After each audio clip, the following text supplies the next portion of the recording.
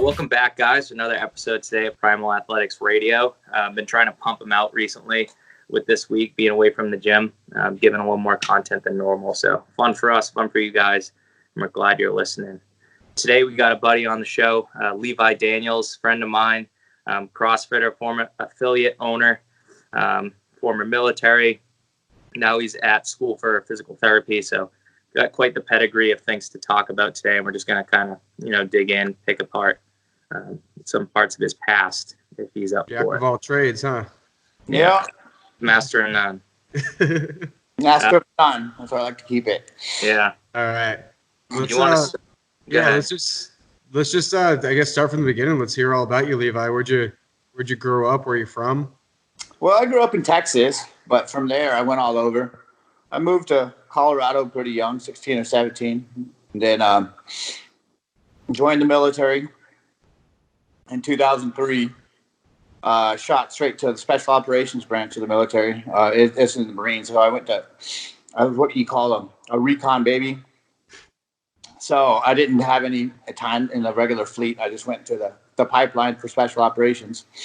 And then from there, I deployed quite a few times. I went to Mindanao. I went to Iraq twice and Afghanistan, and did that whole fun journey.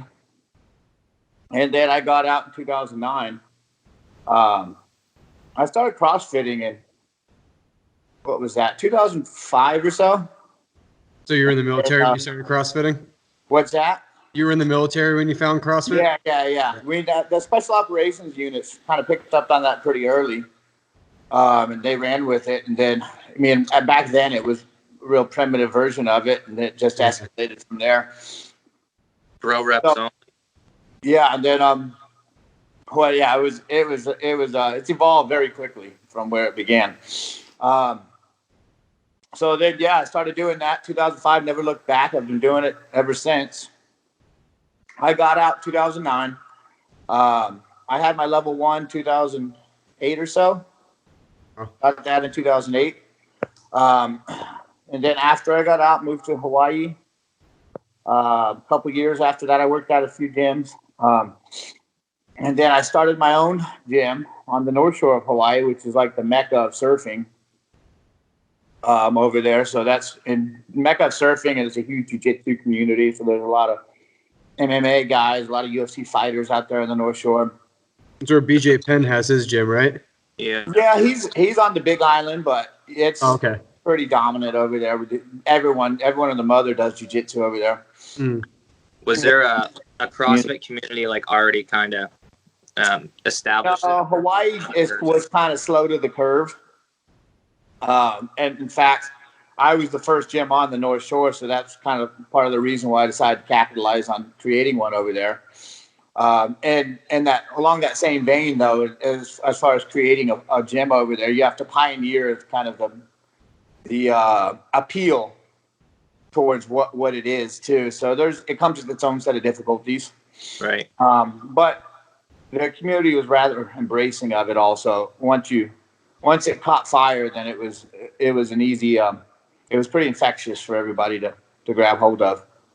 Cool, man. What'd you get up to for members? Were you like a bigger gym at one point, or? No, well, it's a small. The North Shore, particularly out of all of Oahu, is a smaller community. So I'd hover around 120, 130 members. So it wasn't too big. wasn't tiny either. Right. I went through quite a bit of transitioning with that too. I was partnered. I had a partner at the beginning, and then we parted ways, and then I partnered up with I don't know if you guys know who Brian McKenzie is. Yeah, the running before.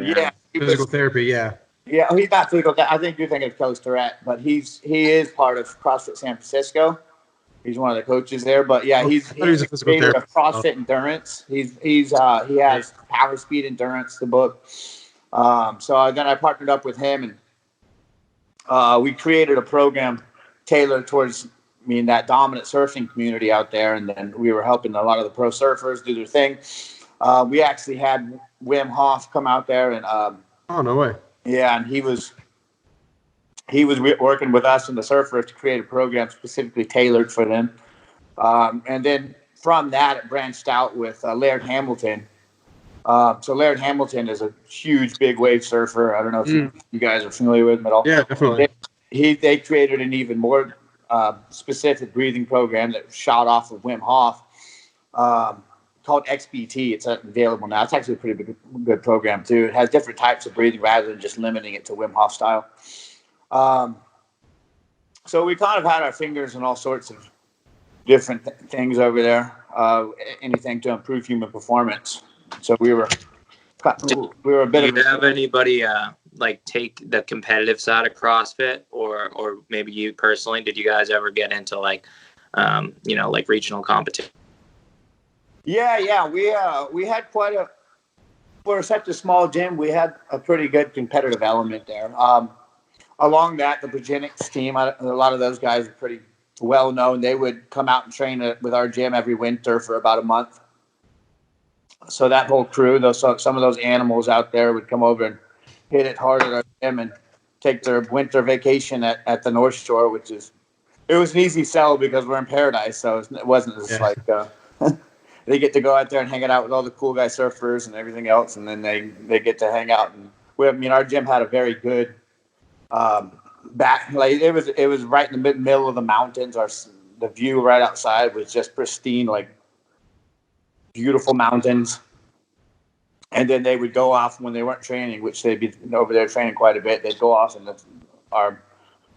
pro surfers and the Volcom team and the Volcom house would go over there and escort them around to different surfing spots. And very cool. They have these big gorillas and lugs over there hitting the waves and getting demolished. I remember you mentioning at some point you had some Olympic weightlifters. Yeah. And they went on to set a couple records in Hawaii. Yeah. So we had a few Olympic weightlifters out there that they have state records in Hawaii. So we had Chase Tantog, and then we had actually a sister, Amber Tantog. They went on to do really well with it in a very short time. And we first introduced Olympic weightlifting to them. They were about 17 and 18, and then they went on a year and a half or 2 years later to set records with it. Wow. So that was a big part of our gym. That pretty near and dear to my heart was the Olympic weightlifting, because I think it proves so invaluable towards improving athletic performance in general. So, for sure. Was that something that you were pitching to like the surfers and the MMA guys that maybe weren't touching bar? Because not so much, just because the learning curve for Olympic weightlifting is so high that, as far as for them, as they're being sport specific, they're not going to get as much benefit as they would if they were, because their job is to surf. I would teach them Olympic weightlifting for sure, but I wouldn't encourage them to do competitively, because that would take away from their ability to surf. Gotcha. So I would, as far as any good gym should be, it should be like, it was a very technique focused gym. So I would teach them the fundamentals of it and pound that in hard. And then I wouldn't be like pressing on the big heavy weights for the surfing guys. And, do you feel like, or did they feel like learning the technicalities of it helped them surfing though, and from like a proprioception kind of standpoint? For sure. There was unanimously, once they learned it, then they were sold on just how beneficial it was, and they said their ability to surf just increased dramatically, exponentially. They felt like more limber, popping upon the board. Their flexibility was improved, their explosiveness, their aerobic capacity was all improved by their ability to hold on to that. I believe it. Yeah, I mean the coordination of manipulating themselves and manipulating the heavy weights around the center of gravity. I mean that's all ties in together. It's all transferable. Right. Yeah. Building a more complete human with that stuff. Yeah. At what point did you? I believe from there you went to Japan. Was that the next stop? Yeah. So at a certain point, I decided just to sell the gym, and I had it running remotely from Japan for a while, but I moved to Japan, and then I just took a completely different avenue for my approach. Anyway, I just decided to spearfish for a living for a few years. Why not? So, Yeah. What was the impetus? What? It sounded like you have a. Not that you need to stick to something all the time, but you had a pretty good, little thing going there. What was pulling you to Japan, to a new career, or pushing maybe? Well, I had become obsessed with spearfishing years before. I would spend up all my waking moments in the ocean, and then I loved Japan. So I decided my ex-wife is Japanese. So she was keen on moving back there, and I loved the place as well. I actually went to university in northern Japan and got a Japanese translator's license over there, so I could manage living there as well. And I love the ocean, and so I decided why not. And then being able to spearfish constantly all day, every day was quite an appeal too. So then did that, and then I just didn't look back. Still, were you CrossFitting at the time? Like, there wasn't so much time for that.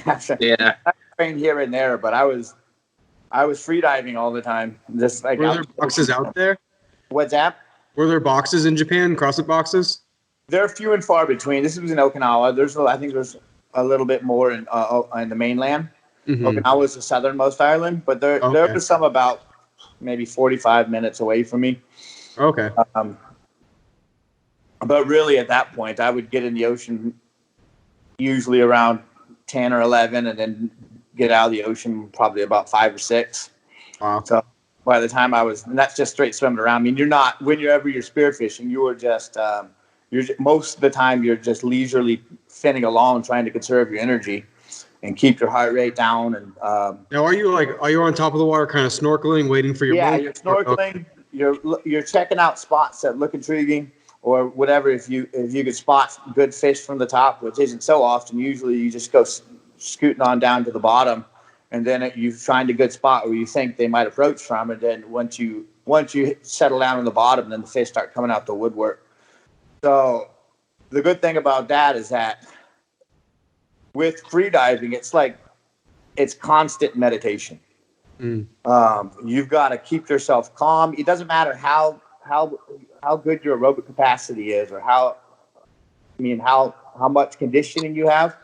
As soon as, and this, you'll see this as far as if you have someone do some static apnea on land, they perhaps might have a 6-7 minute breath hold on land. But as soon as you get them in the water, all the variables that could sway that, they can go under the water for 30 seconds, and then their lungs will be burning for air just because their heart rate rises, the carbon dioxide starts increasing, and then all of a sudden, bam, they don't have a breath hold anymore.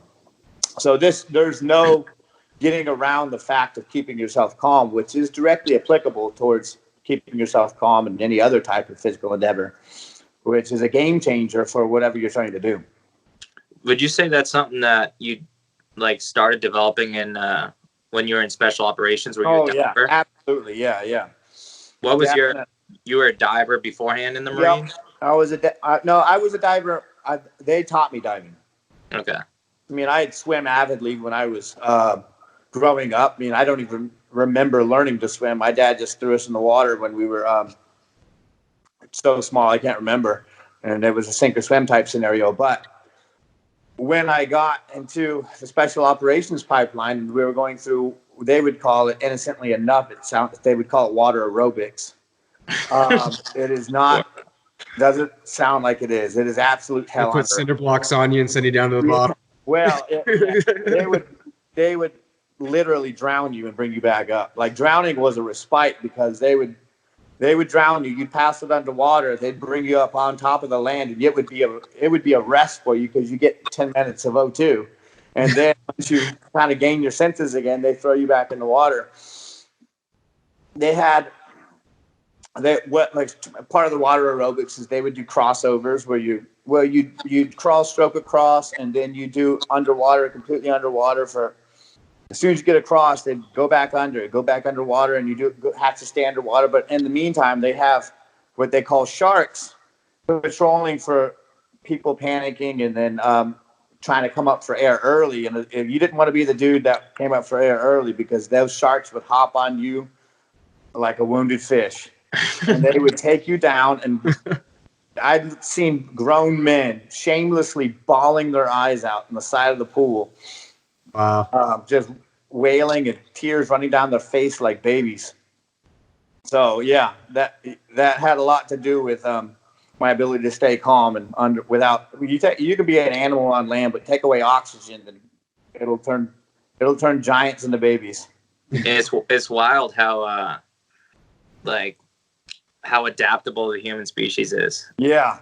Like you were born a land creature, and then you Right. gain this proficiency. So, and I went in there with a false sense of confidence because I have been swimming my whole life, but I realized just how piss poor I was and when it came down to the water, and I had to completely kind of reconstruct myself as far as my efficiency as a swimmer, because I could swim, I could survive, I wouldn't drown probably, but when I started out, I was probably near the slower group of people in as far as being a swimmer, because they had collegiate level swimmers, and they could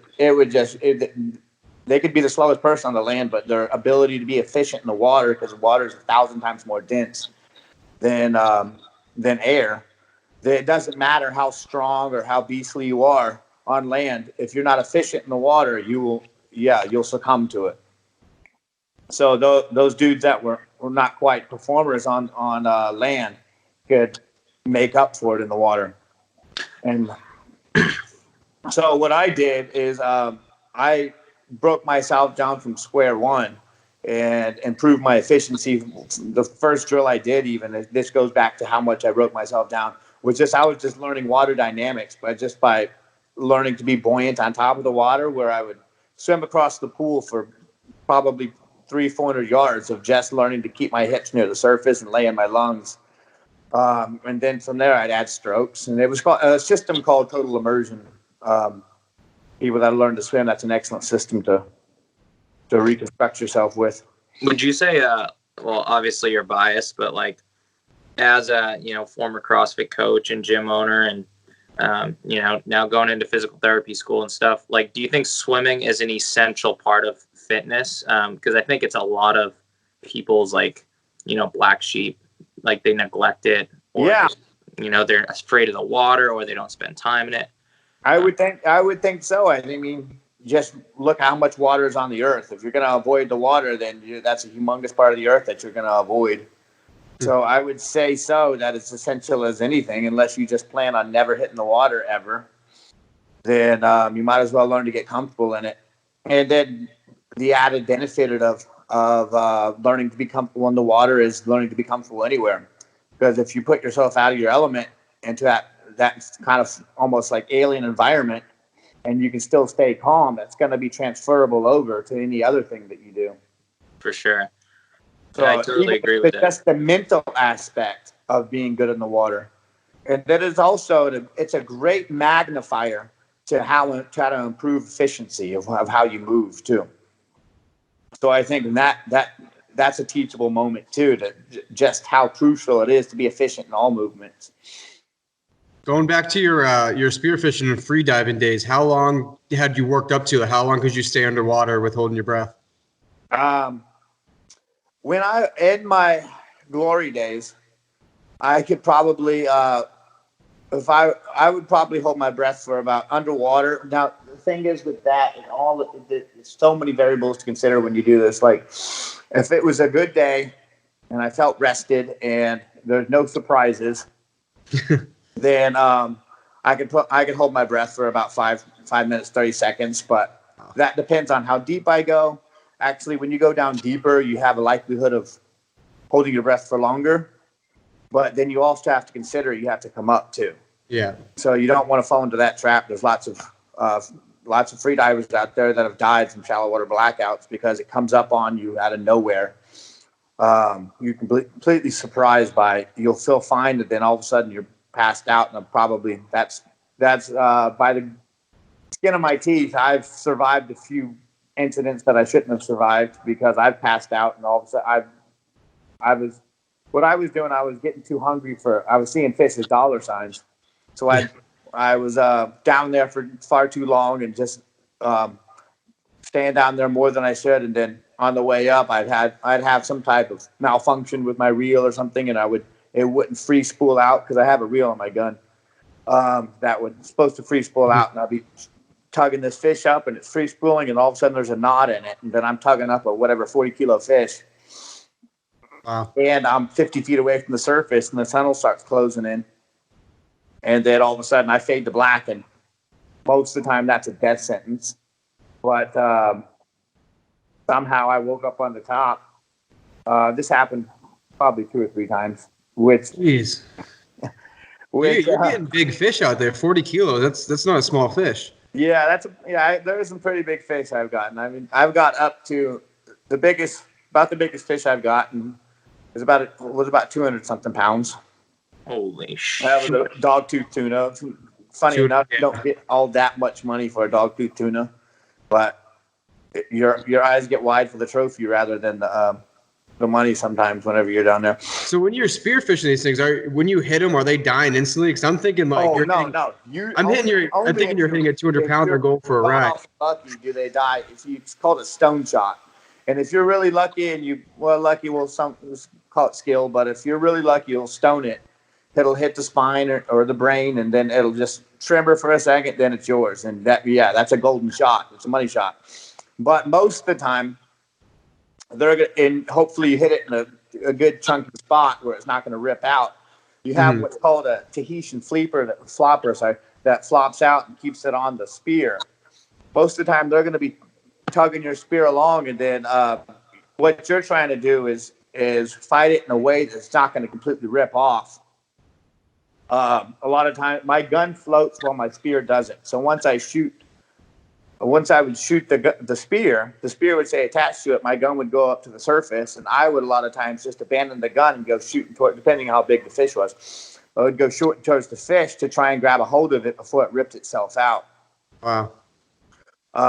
And then once you have control of it, then you can just take it up to the surface by its gills, and then you have a knife on you that you can plug it right in the brain, and then it dies. Plug it. I'm just picturing you going for a ride through the ocean with a 200-pound tuna. Yeah, that's the one that 200-pound tuna. My friend had a GoPro, and he saw I had a reel. You're not usually supposed to shoot fish that big with a reel. You're supposed to use what they have floats where your spear detaches from. And then once your spear detaches, it's connected to these floats on the top. You hook them? And you go up to the floats, and then you just kind of ride along in the floats, and you wait for the fish to tire out, because they can expend a whole heap load of energy, and they're really powerful. But then once they tire out, then you can start gently pulling it in. So I foolishly shot this 200-pound fish with a reel because I was young and hungry. And it took me along for like a 100-meter ride until it finally holed up in a cave. Wow. and he had the whole thing shot on GoPro as I'm getting just drug along with no defenses on those dogtooth tuna are just god awful powerful. So the only thing I could do was, and I was pretty much hold on to my gun because it's a $1,000 gun and I don't want to lose hold of it, my baby. But yeah, once it holds up, then I would go down there with my dive knife and finish the job. Wow. Couple chapters in your life, huh? And now, I mean, you had this box in Hawaii, and then you had this military career, and then you had this spearfishing career, and now you're in school as a physical therapist. Yeah. Lowell, Massachusetts. A gypsy wandering around doing all sorts of things. What's the plan with the physical therapy? Are you gonna go into practice and trying to maybe stick around New England, or is there a next chapter for Levi? Well, I'm not. I'm not rooted anywhere really. I wouldn't mind where I went, so I could let the wind blow me where it may. But no, as far as what I want to do with it, I've been long obsessed with improving human performance. So I would like to take that physical therapy and ideally work with athletes to improve how they can perform and improve how they recover and how they heal themselves up from injuries. So, are you going to be Dr. Levi in a couple of years? Well, yeah, some people are chagrined at calling it a physical therapist a doctor, but they are. I mean, because they don't go to medical school or anything. But yeah, it's a doctorate of physical therapy, so I guess I can get away with that. Sweet, game on. So Dr. Levi, I'm going to demand everyone call me that. Just start wearing a white lab coat around. Oh, yeah. Yeah, that's awesome, dude. You got anything for us that you're curious about, or? Yeah. Put me on the spot there. Yeah. What do you guys? How's your gym? How's the competitive element over there? I'd say it's pretty good. I mean, we both work at separate gyms, but they're under the same umbrella. Right. Kind of all the same community though, which is really cool, and I think kind of a novel thing in the CrossFit world. Yeah. All under the same banner. But it's good. It's like a good mix of, like a even spread community where everybody's integrated, but then you have your like super, competitive CrossFit style athletes. Yeah. But they're phased into class too. So it's a nice mix where it's not like, that separatism that you can find sometimes in right. That elitism where the competitors are a little bit more elevated or entitled sometimes. Yeah. And I think that's really what separates our boxes from others is that togetherness. Even though we may have some more competitive and less competitive people, everyone's working out together. Yeah, pays there. That's invaluable for sure. It's been big too in this past like week or so with this, COVID situation where the online engagement like that we're getting from all the members has been like so eye-opening to how, integrated everybody is with each other. Yeah. It's amazing. Are people starting to come together and maybe like in smaller splinter groups there working out or? Yeah. They've seen a little bit of that. A little bit of that happening. And then just like daily check-ins with each other. Like we're still posting a couple WODs every day. So, people putting up videos of themselves doing it and their scores and sharing that with the group. So it's been cool to see this time of adversity, like, spark something. Yeah. Not that it wasn't there before, but it's really like illuminating. Oh yeah, then it just kind of emphasizes it a little more. Right. Yeah, I think times like these really, really show what type of community you truly have. And I think everyone has really stepped up as leaders here, and they're really making sure we get through this together. It's been really, really great to see. Our last two episodes we put out, funny enough, were the most recent one was about like working out on your own or like getting used to the mindset of working out outside of a gym and outside of a class community.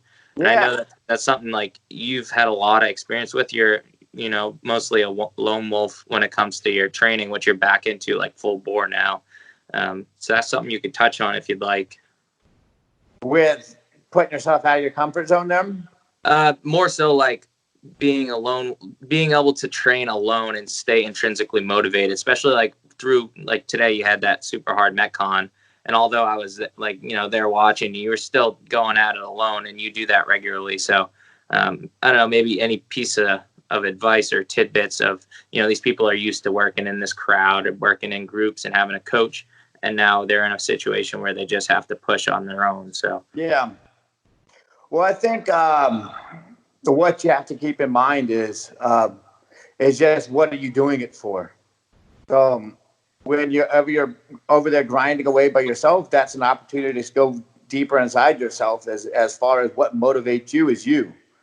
So the people that are going to thrive off of that self-motivation are the ones that, well, in the long run, they're not going to be crippled by needing an environment, which an environment is great when you can.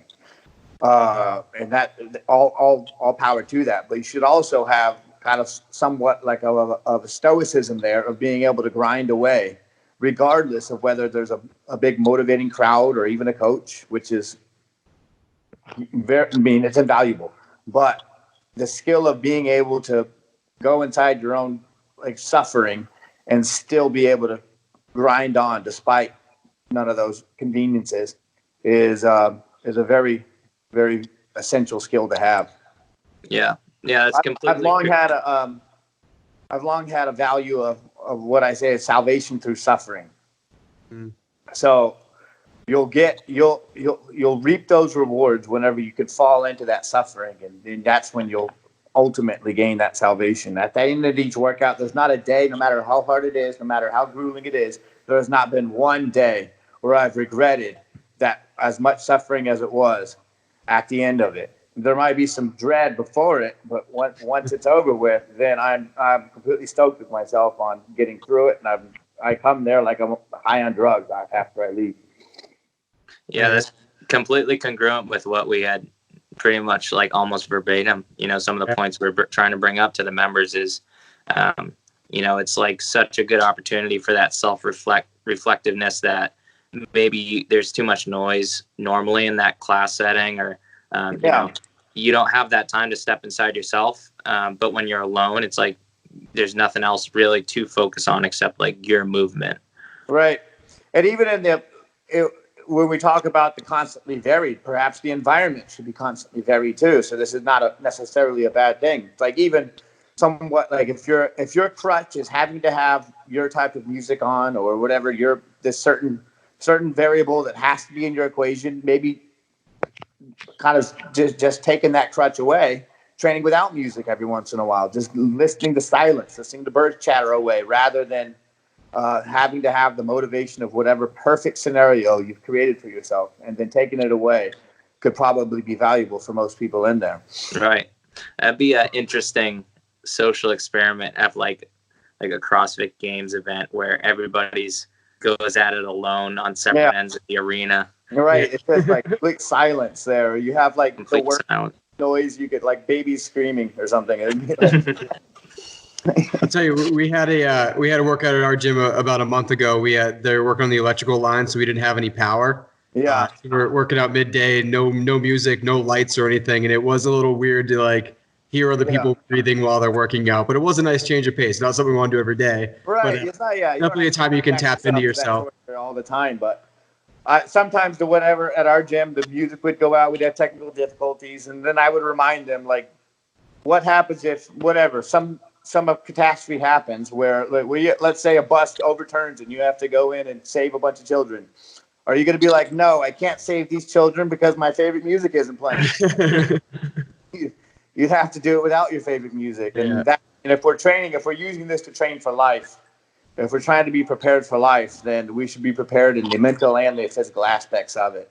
Absolutely. That was another big selling point of our conversation on Wednesday was like you're so much more prepared for this situation we find ourselves in right now than you think you are, because you're choosing to overcome adversity or to face adversity every single day.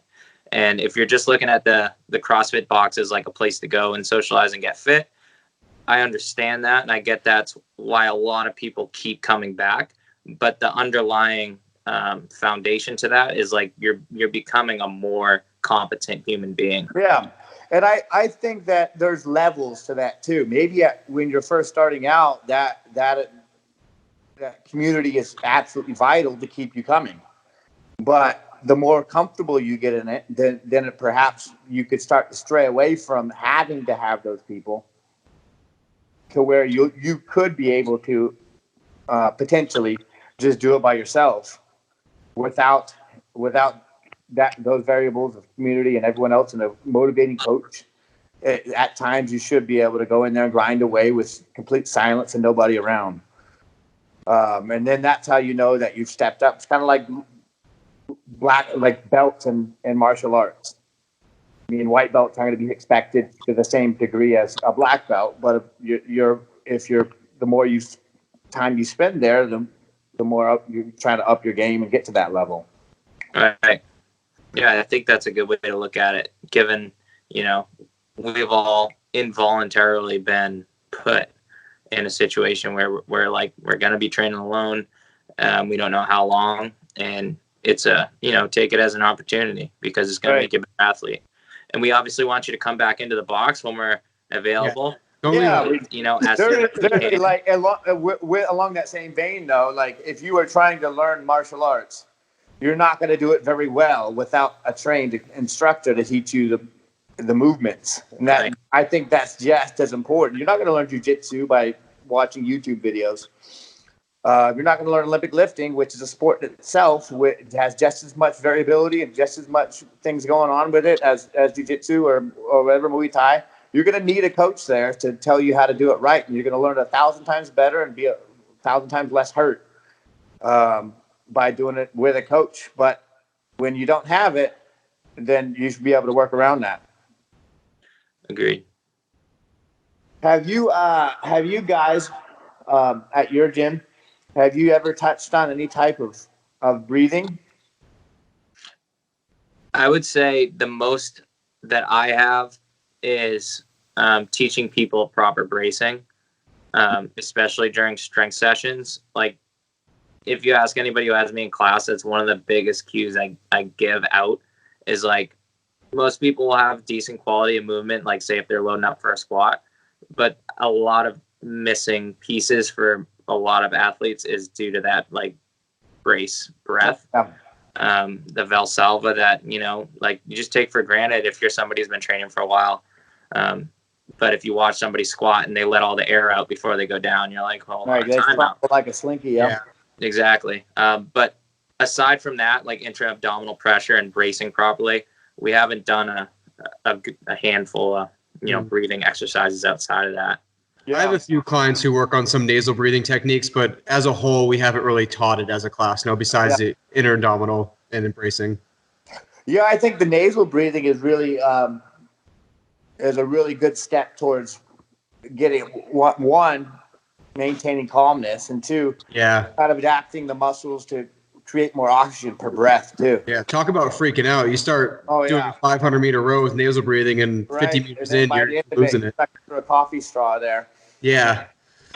But also even like in freediving, they do what's called breathing tables. I'm not sure if you guys ever heard that. Yeah. But there's one type of breathing table that increases your ability to tolerate a buildup of carbon dioxide. So kind of what simply put, it would be you would breathe, your breath hold would remain the same. And you would breathe increasingly less time. So carbon dioxide is what gives you the desire to breathe. It makes you feel the urgency. So your ability to tolerate that buildup of carbon dioxide will make it so that you don't feel so urgently panicked whenever you have a buildup of it. But then there's also a breathing table that allows you for a decrease of O2. And then the breath holds get larger while the breathe up for the breath holds stay the same. And so then that allows you to be more efficient with each breath on getting your body will adapt to that, just like any type of training. So some of the stuff I think now, if you start, and Wim Hof kind of does the same thing, and the XPT breathing does the same thing. A lot of these people that are maybe stuck at home with twiddling the thumbs, nothing to do, perhaps could benefit from getting into more of the breathing methods of their body adapting to O2 and CO2. And getting into diaphragmatic breathing too, because if I've seen so many athletes come and go where they like the skill of diaphragmatic breathing has long been lost. But that is how we are meant to breathe, is through our diaphragm. And Is that through deeper breathing as opposed to more shallow breathing? Yeah, well, it's breathing into the belly rather so than the lungs. Okay. So, like, if you look at, if you watch a baby in their crib and you watch the way they breathe, when they breathe, their chest doesn't rise. It's their belly that rises. Okay. And that's how we're meant to breathe at all times. But over the course of life, a lot of times we've lost that ability. And one, you get more oxygen per breath through diaphragmatic breathing. Two, it maintains a sense of calm through breathing through the belly. And you won't start getting winded as quickly if you could breathe through the diaphragm. But it takes once you've lost that skill, it takes a little bit of work to get it back. But I mean, this is probably a perfect opportunity to seize on to start regaining that for a lot of those athletes that have probably lost. I'd say 80% of the people that I've come across don't diaphragmatic breathe. But it wouldn't take that much. I mean, there's so many resources out there as far as learning how to do it again, that it would be a good time right now to learn that. It's funny, I came across that method like in a roundabout way, not even through athletics, but as a musician, like trying to learn how to properly sing. Oh yeah, musicians use it's it all breath work, right? Yeah. Especially if you're doing it like, you know, playing guitar while you're trying to sing and you're trying to like get that you know, just like natural breath where you're going to constantly have an airflow that you can use to sing with. A lot of the stuff was just like diaphragmatic breath work. And even like certain vocal tones, you know, arise from like being able to, they use it as a term, like sing diaphragmatically or sing from your chest or sing from your throat or sing from your head voice. Like there's these different levels to it. And for when I first started singing, like I was always so nervous because I was a guitar player. I wasn't a singer, but I wanted to learn. But I was just nervous. So I was always, you know, my energy was up here and I was shallow breathing, and then that worked. Shallow breathing, and then I would my pitch would go up, and I'd be singing high pitch, higher than I should be, you know. And then slowly starting to like learn. All right, I just need to breathe into my belly while I'm singing, like without thinking about it, being able to sing, and the air is going through my nose into my diaphragm, and having that cycled breath, like subconsciously, and just practicing. That carried over into my athletic career. Like I realized I was doing that when I was playing football, and like I'd be in the huddle and I'd be like, oh, I'm doing the thing. Yeah. Like I'm in my belly. I'm not even thinking about it. I'm through my nose in my belly. And then, you know, going into CrossFit, I think that was a big part of my, you know, early on like success, because I had never really done much of that. But just having the ability to breathe in a grounded manner.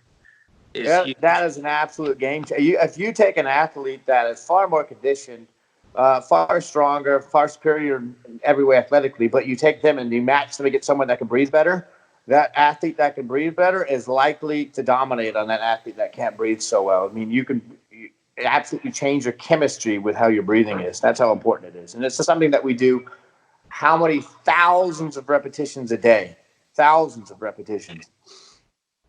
That is really something that everyone on the planet could benefit from learning how to do appropriately and tailored to each specific scenario you're trying to do. There's breathing for calming yourself down. There's breathing for improving capacity. There's breathing for all sorts of different scenarios that you can look. I mean, different techniques for different things you're trying to accomplish.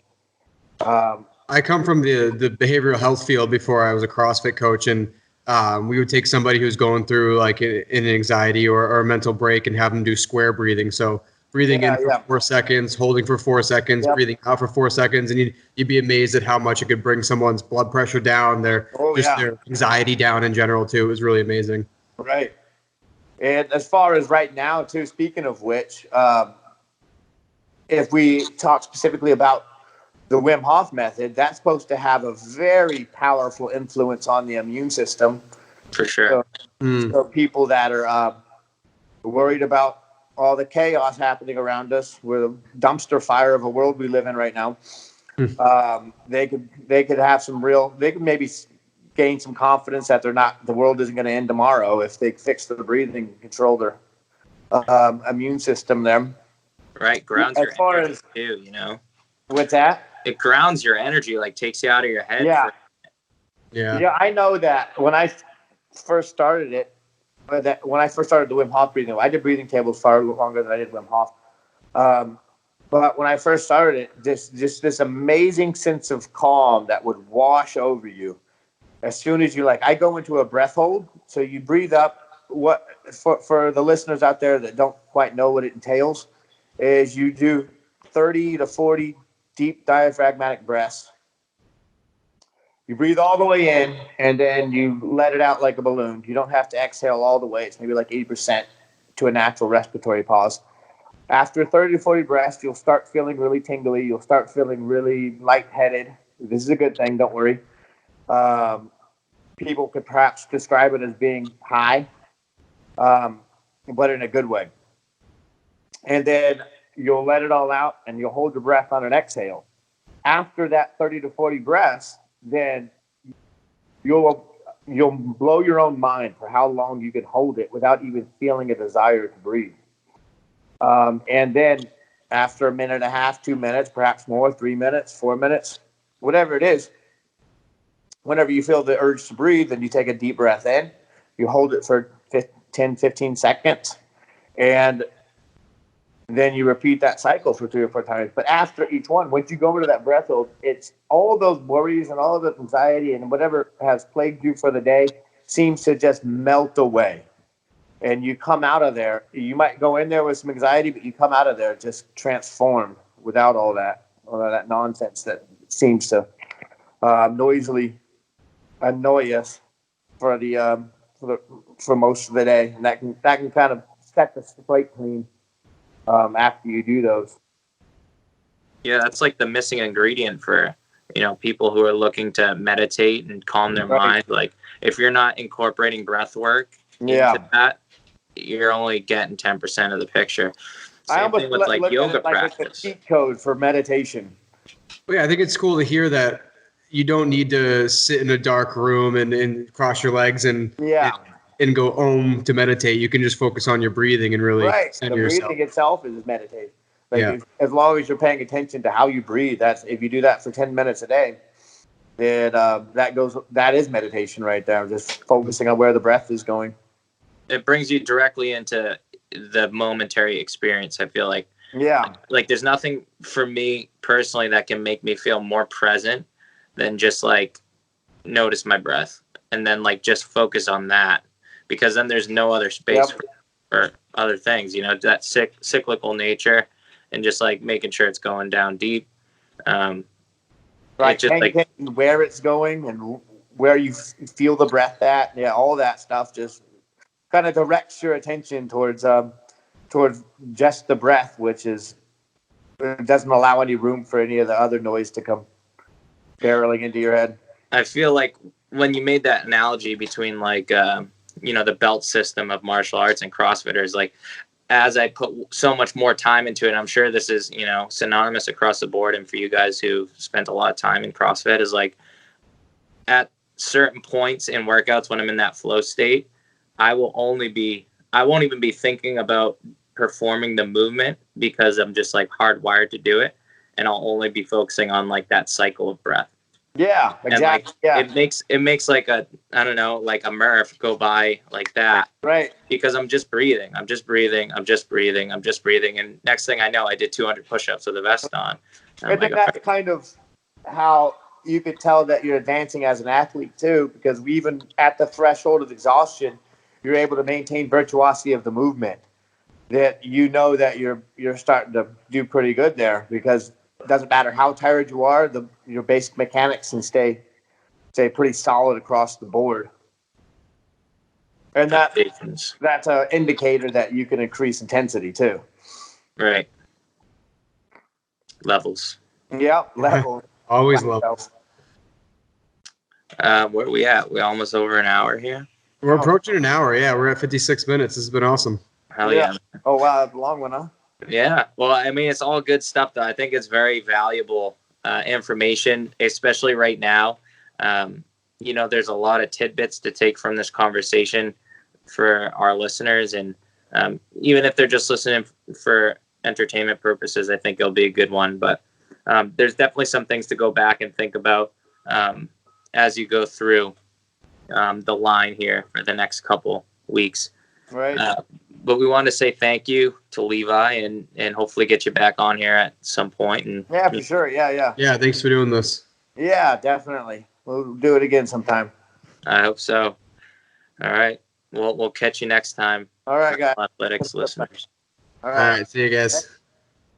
Later.